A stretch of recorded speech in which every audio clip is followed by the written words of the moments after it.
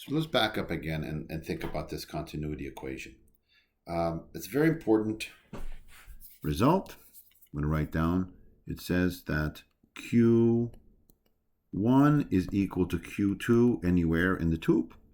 And Q is the flow rate. We can write down area 1, velocity 1 has to be equal to area 2, velocity 2 anywhere in the plumbing.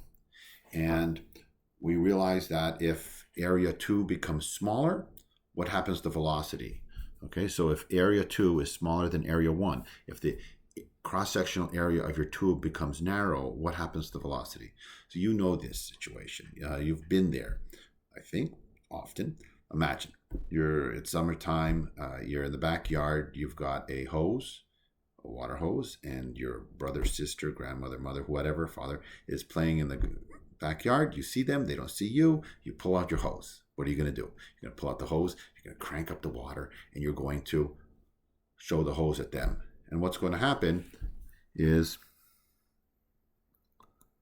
the water is just going to come right out of the mouth of the hose, right? So what do? You want to spray them.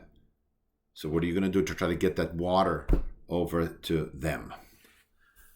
You're going to put your thumb over. That's okay. I'm going to put that there. That's a thumb.